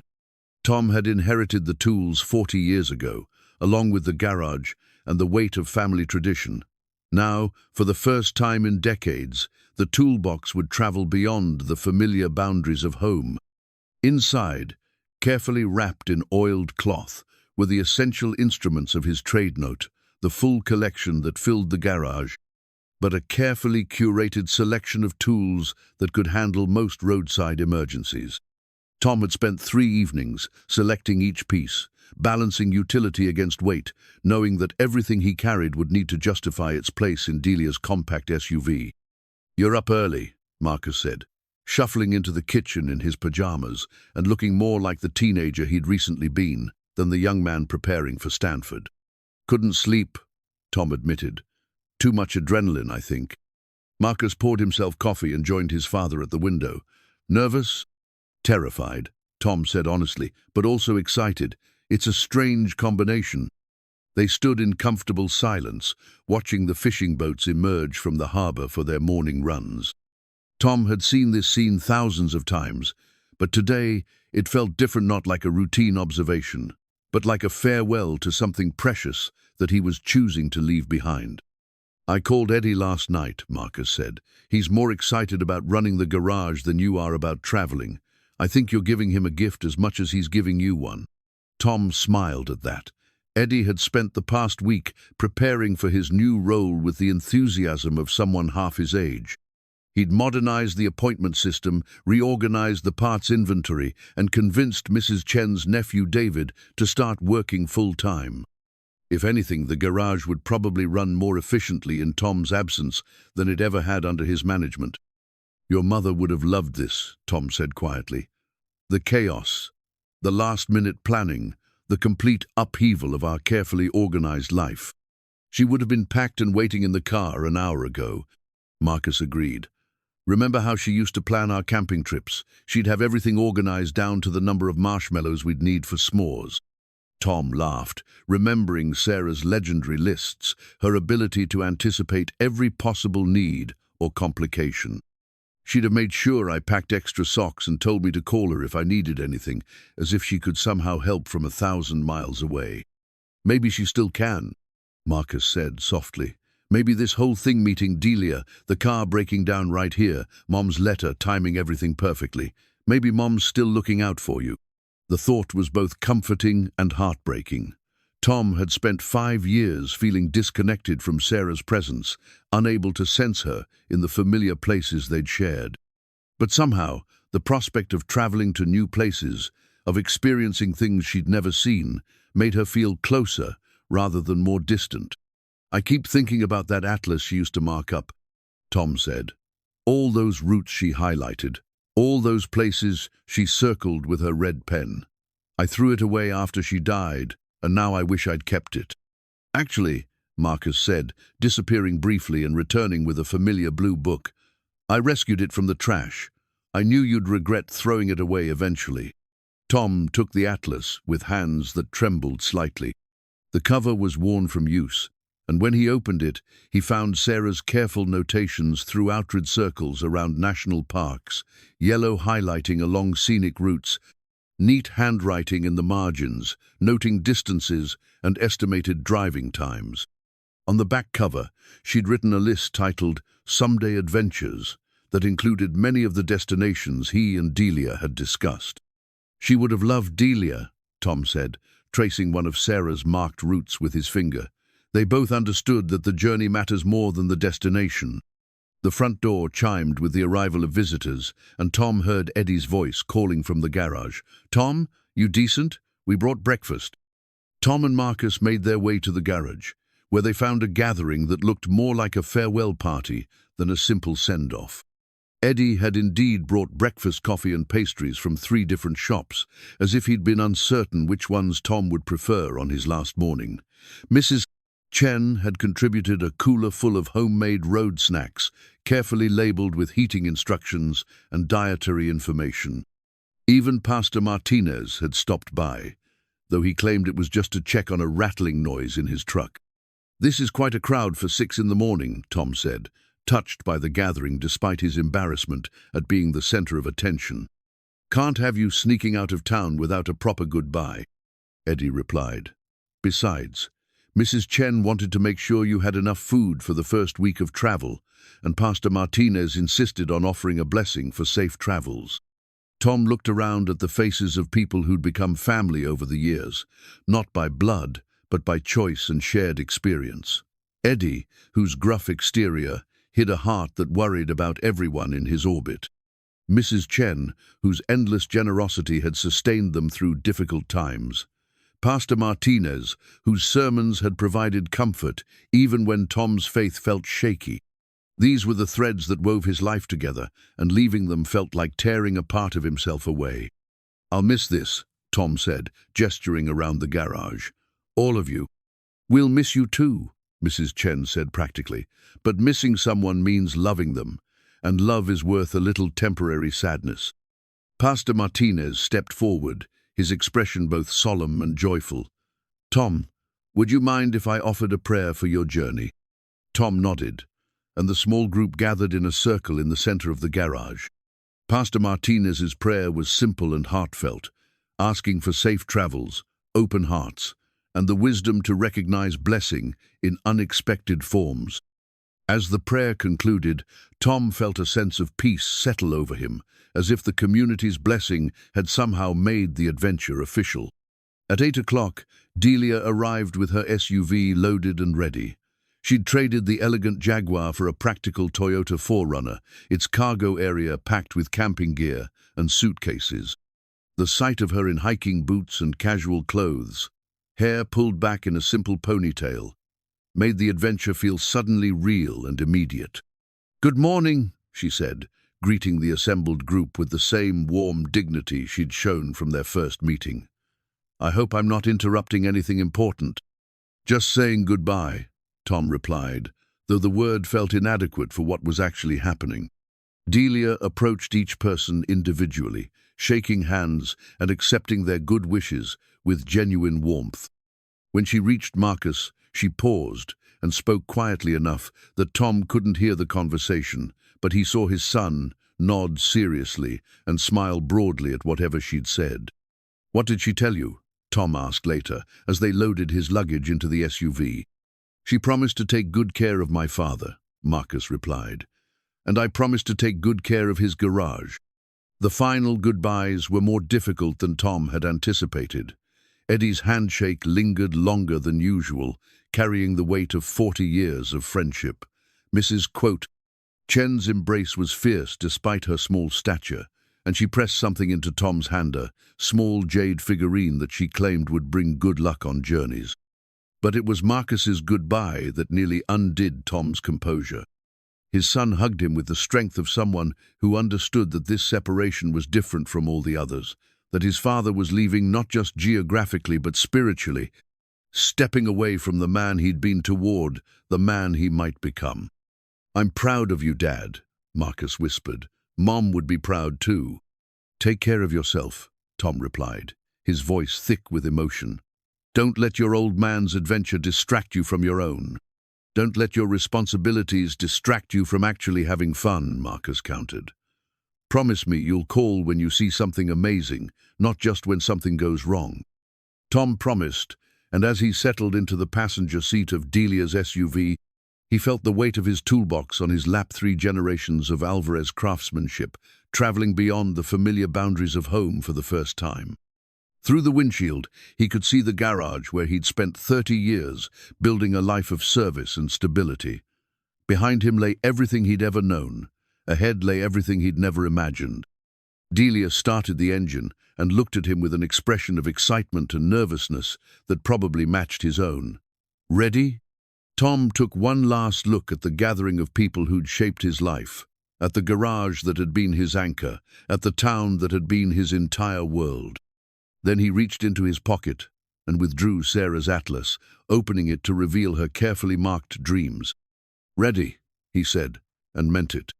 As they pulled out of the lot, Tom rolled down his window and waved goodbye to the assembled group. Eddie was already walking toward the garage with David beside him, ready to begin his own adventure as a business manager. Mrs. Chen was gathering the empty food containers with characteristic efficiency. Pastor Martinez was examining his truck's engine with the expression of someone hoping to avoid an expensive repair. Marcus stood apart from the others, watching until the SUV disappeared around the bend that led to the highway. Tom kept his eyes on his son until the last possible moment, memorizing the sight of the young man he'd raised, standing confidently in the world they'd built together. "He'll be fine," Delia said gently, reading the emotion in Tom's silence. "I know," Tom replied. "For the first time in years, I know he'll be fine." The highway stretched ahead of them, ribbon of possibility leading toward mountains and deserts and destinations that existed only as names on Sarah's marked maps. Tom opened his toolbox and touched the familiar handles of instruments that had shaped his hands and his life. Today, they would help him build something new, not a business or a reputation, but an understanding of what it meant to live fully in the present instead of merely preserving the past. The adventure had begun. 4 days into their journey, Tom stood in a grove of California redwoods that made him feel simultaneously infinite and insignificant. The trees stretched so far above him that their crowns disappeared into mist, and the silence was so complete that he could hear his own heartbeat echoing in the cathedral-like space between the massive trunks. "First time seeing the giants?" Delia asked, coming up beside him with 2 cups of coffee from their camp stove. "First time seeing anything like this," Tom admitted, accepting the coffee gratefully. "Pictures don't prepare you for the scale, do they?" They'd made good time driving south along the coast, staying in modest motels and camping when the weather cooperated. Tom had discovered muscles he'd forgotten he had as they'd set up their tent the night before. But the satisfaction of creating shelter with his own hands had been worth the minor aches. More importantly, he'd discovered that traveling with Delia felt natural in a way that surprised him. They'd fallen into an easy rhythm. She handled navigation and logistics, while he managed the mechanical aspects of travel, checking tire pressure and oil levels at each stop. They shared driving duties, meal preparation, and the comfortable silences that came between people who didn't feel compelled to fill every moment with conversation. Tom pulled out his phone and took a photo of the largest tree in their vicinity, then sent it to Marcus with a simple message: "Your dad's adventure continues." The response came back within minutes. "Mom would have loved that view. How are you doing?" Tom typed back, "Learning that the world is bigger than I remembered. And I'm bigger than I thought too." It was true. Something had shifted in Tom over the past 4 days, a loosening of constraints he hadn't realized he'd been carrying. Away from the familiar obligations and routines of home, he'd rediscovered parts of himself that had been dormant for years. He found himself curious about everything: the geology of the coastal mountains, the history of the small towns they passed through, the stories behind the roadside attractions that he would have dismissed as tourist traps just a week ago. "I have something to tell you," Delia said, settling on a fallen log that had probably been growing when Columbus reached the Americas. "My lawyer called this morning." Tom felt his stomach drop, preparing for more complications with her family's legal battle. "Bad news?" "Actually, good news. Unexpected good news." Delia's smile was radiant. "My brother's case has collapsed. Apparently, my mother anticipated their exact legal strategy and left behind documents that demolished every one of their arguments. Video depositions, medical records, testimonies from everyone who worked with her in her final months. The judge threw out their challenge yesterday." Tom stared at her, processing the implications.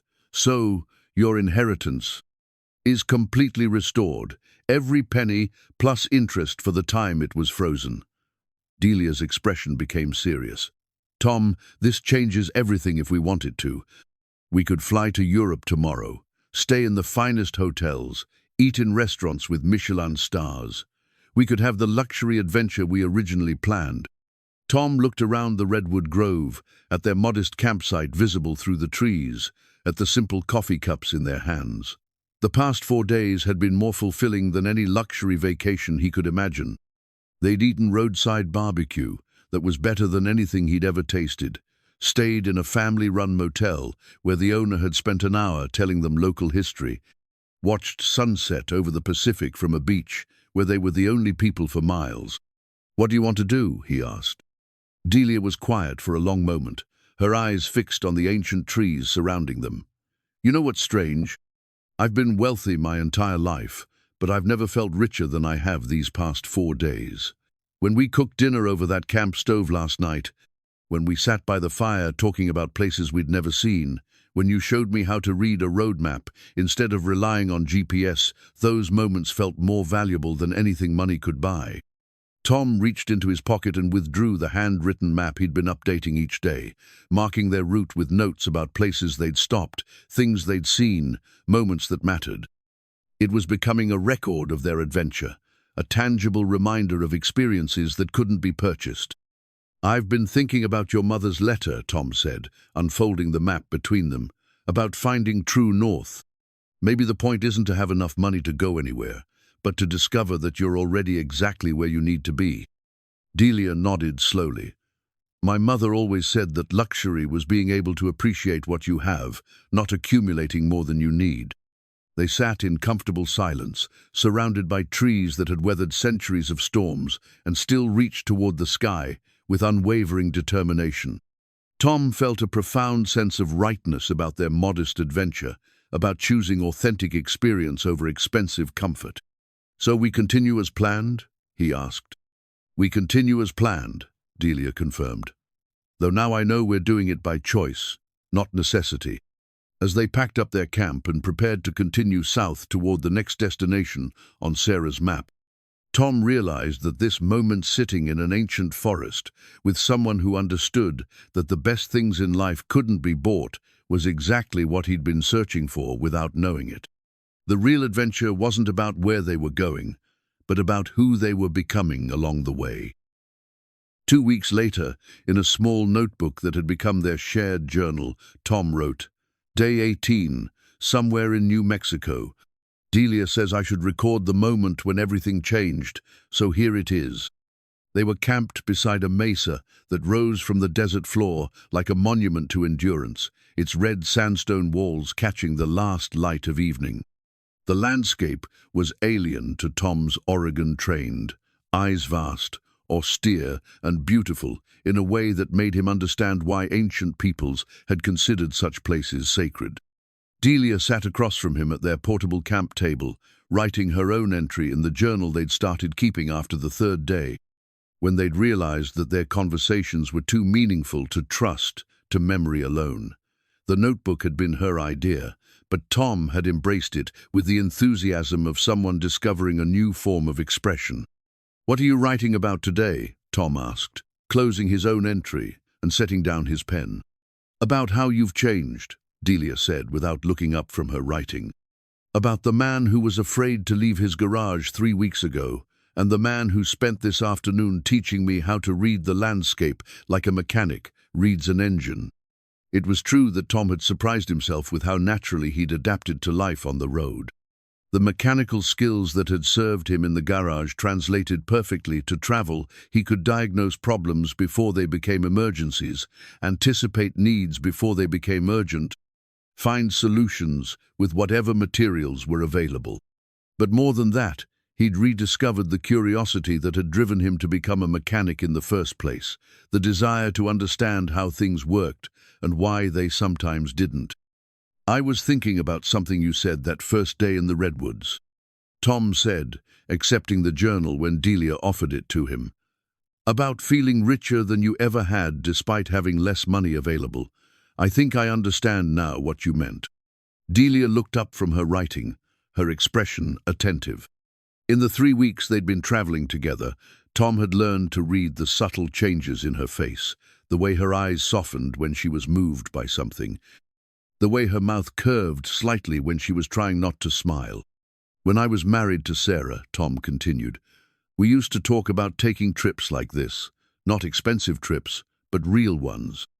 Adventures where we'd have to figure things out as we went, where we'd meet people and see places that weren't in any guidebook. We never did it because there was always something more important, the business, Marcus's needs, the responsibilities that seemed to multiply faster than we could handle them." Tom paused, looking out at the mesa that stood sentinel against the darkening sky. "I spent 5 years after she died thinking that those dreams had died with her, that it was too late for adventures, too late for discovery. But being here with you, seeing the world through eyes that aren't clouded by obligation, it's taught me that it's never too late to become who you were meant to be."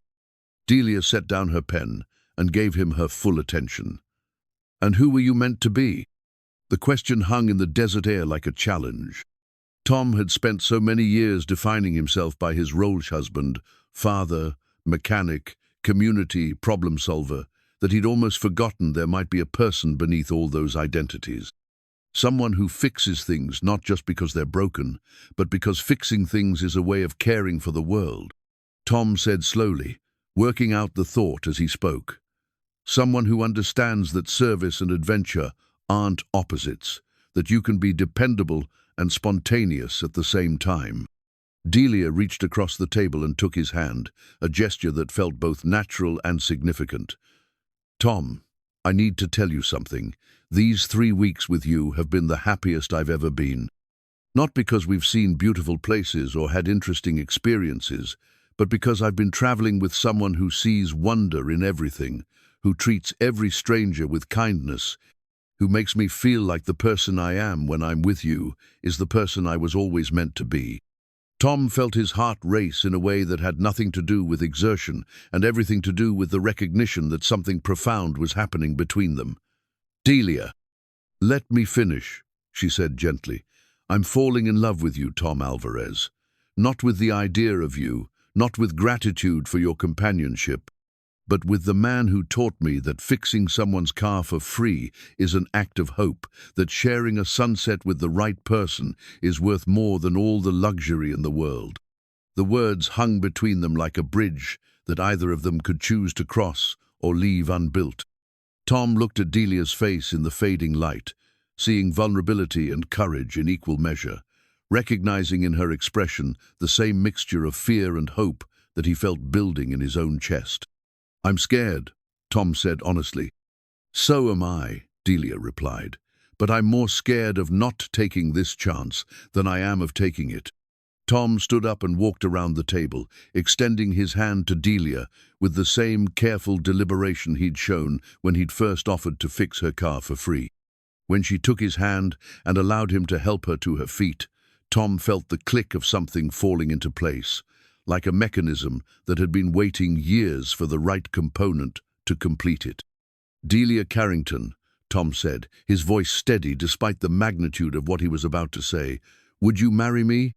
The words surprised him, even as he spoke them, but they felt utterly right, like the culmination of every choice that had led him to this moment, in this place, with this woman who understood that love was about choosing each other every day, not just feeling swept away by emotion. Delia's smile was radiant, transforming her entire face with joy. "Yes," she said simply. "Yes, absolutely yes."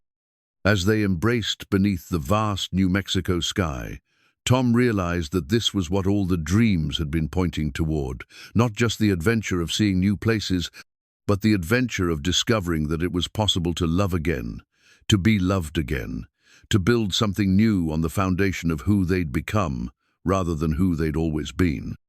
The desert around them was silent except for the distant call of a coyote and the sound of two hearts learning to beat in harmony. 6 months after he'd first said goodbye to Oregon, Tom stood in the same garage doorway where his adventure had begun, but everything had changed. The morning fog still rolled in from the Pacific with its familiar rhythm, but Tom no longer watched it with the resignation of someone trapped by routine. Instead, he saw it as a daily reminder that even the most predictable patterns could be beautiful when viewed with the right perspective. Behind him, the garage hummed with activity. Eddie had not only maintained the business during Tom's absence, but had actually expanded it, adding a small coffee corner where customers could wait in comfort and a bulletin board where community members posted everything from job opportunities to invitations for dinner. David Chen had proven to be both a skilled mechanic and a natural entrepreneur, suggesting improvements that Tom never would have considered, but that made perfect sense in practice. "Dad!" Marcus's voice carried across the lot as Tom's son emerged from his Carnot, the old Honda he'd driven in high school, but a sensible sedan that suggested he was taking his Stanford education seriously. "You look different."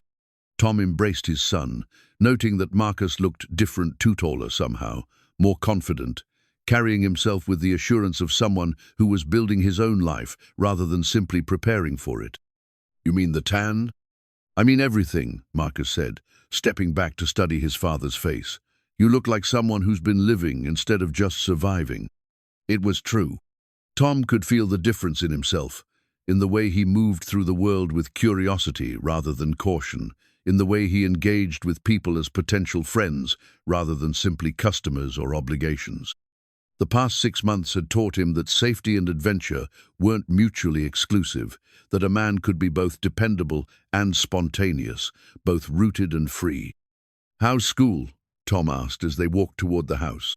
"Challenging, exciting, exactly what you and Mom hoped it would be," Marcus replied. "But I want to hear about your adventures. Delia's letters were amazing, but I want to hear everything from your perspective." Tom smiled, thinking about the stack of postcards he and Delia had sent Marcus from dozens of small towns across the country. They'd made a point of finding local post offices, of choosing cards that captured something unique about each place they'd visited. Marcus had apparently saved them all, creating a visual record of his father's transformation from small-town mechanic to seasoned traveler. They settled on the porch that overlooked the garage, and Tom found himself telling stories he'd been saving for this moment about camping under stars so bright they seemed artificial, about meeting people whose kindness had restored his faith in humanity, about discovering that the world was both larger and smaller than he'd ever imagined. "And Delia?" Marcus asked when Tom paused in his storytelling. "When do I get to meet my new stepmother?" The word still felt strange to Tom, but wonderfully so. "She'll be here next week. She's closing up her affairs in San Francisco, making arrangements to relocate permanently." They'd decided, after much discussion, that Oregon would be their home base. Delia's wealth meant they could travel whenever they wanted, but Tom's roots ran deep in the coastal community, and she'd fallen in love with the rhythms of small-town life during their brief stay before departure. She'd already purchased a house with a view of the ocean and plans for a workshop where Tom could restore vintage cars as a hobby rather than a necessity. "I have something for you," Marcus said, reaching into his backpack and withdrawing a familiar object. "I figured you'd want these back." It was Sarah's atlas, but Marcus had added to it new routes marked in blue ink, notes about places Tom and Delia had visited, photos tucked between pages like bookmarks. The effect was to transform the book from a record of deferred dreams into a celebration of adventures realized. "You documented our entire trip," Tom said, flipping through pages that now told the story of his journey alongside Sarah's original dreams. "I wanted you to see how far you'd traveled, and I don't just mean the miles," Marcus said. "Dad, when you left 6 months ago, you were a good man who'd forgotten how to be happy. Now you're a good man who remembers that happiness is a choice you make every day." Tom studied a page where Marcus had pasted one of the postcards they'd sent from Monument Valley, the red rocks rising like cathedrals against an endless sky. Beside it, he'd written a quote, "The real voyage of discovery consists not in seeking new landscapes, but in having new eyes." Marcel Proust. "Your mother would be proud," Tom said, his voice thick with emotion. "She'd be thrilled," Marcus corrected. "She'd probably already be planning your next adventure." That evening, Tom found himself in the garage after hours, not working but simply standing among the tools and equipment that had shaped his life for 3 decades. Eddie had updated some of the systems, improved the organization, added touches that made the space more efficient and welcoming. But the essence remained the same, a place where broken things were made whole, where problems were solved with patience and skill. Tom picked up a wrench from the workbench, feeling its familiar weight in his hand. For 30 years, this tool and others like it had been extensions of his will, instruments through which he'd served his community and supported his family. Now he understood that they were also symbols of something larger, the human impulse, to fix what was broken, to maintain what was precious, to build connections through acts of service. His phone buzzed with a text from Delia. "Thinking of you tonight. Can't wait to start our next chapter together." Tom typed back, "Every ending is just a new beginning in disguise." It was true. Sarah's death had felt like an ending. Marcus's departure for college had felt like an ending. Even leaving Oregon 6 months ago had felt like an ending. But now Tom understood that what he'd interpreted as conclusions were actually transitions, opportunities to become someone new while honoring who he'd always been. Outside, the ocean sang its eternal song, and Tom realized he was no longer listening to it with the ears of someone who felt trapped by circumstance. Instead, he heard it as background music for whatever adventures lay ahead, adventures he would share with a woman who understood that love was about choosing each other every day, in a community that had learned to thrive in his absence but welcomed him home with joy. The garage would always be here, an anchor point where he could return to remember who he was beneath all the roles he played.